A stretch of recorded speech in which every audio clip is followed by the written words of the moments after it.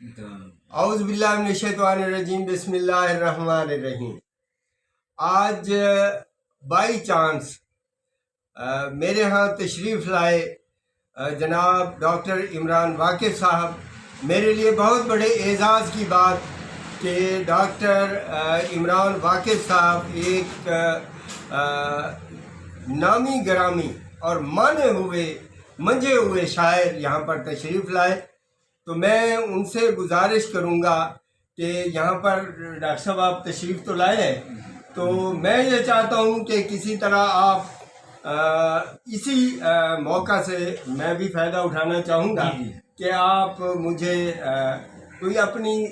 غزل سنا دیں یا کوئی آپ کی شاعری جو آپ کو پسند ہو تو ایک دفعہ سنا دیجئے گا، میرے لیے یہ اعزاز کی بات۔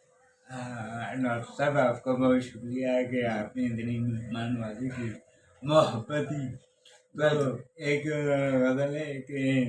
جی، زندگی کو بحال رکھنا تھا، واہ، کچھ تو اپنا خیال اپنا خیال رکھنا تھا، واہ، زندگی کو بحال رکھنا تھا، کچھ تو اپنا خیال رکھنا تھا، واہ واہ، سن تو لیتا ہے جواب نہ دیتا، واہ، سن تو لیتا ہے جواب نہ دیتا، واہ، آخری سوال رکھنا تھا، واہ، سن تو لیتا ہے جواب نہ دیتا، جی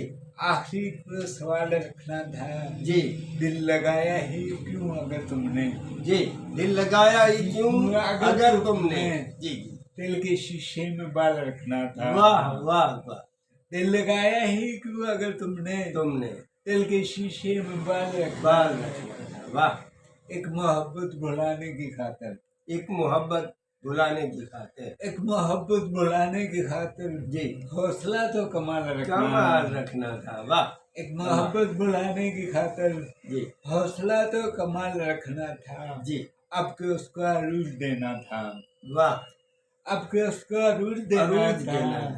ساتھ اپنے زوال رکھنا تھا، واہ، کمال کمال عاجزی، اب کہ اس کو عروج دینا تھا، ساتھ اپنے زوال رکھنا تھا، واہ، تم نے آخر بھلا دیا مجھ کو، واہ، تم نے آخر بھلا دیا مجھ کو، تم نے آخر بھلا دیا مجھ کو، جی، رابطہ خال خال رکھنا تھا، خیال رکھنا تھا، واہ، تم نے بھلا دیا آخر مجھ کو، تم نے آخر بھلا دیا مجھ کو، رابطہ خال خال رکھنا تھا، ہو گئی ہیں سفید آنکھیں بھی، واہ، ہو گئی ہیں سفید آنکھیں بھی، جی، اور کتنا ملال رکھنا تھا، واہ، ہو گئی ہیں سفید آنکھیں بھی، جی، اور کتنا ملال رکھنا تھا، معجزوں کی تلاش میں واقف، واہ، معجزوں کی تلاش میں واقف، ایک آسا ہی سنبھال رکھنا تھا، ایک آسا ہی سنبھال رکھنا تھا، زندگی کو بحال رکھنا تھا، کچھ تو اپنا خیال رکھنا تھا۔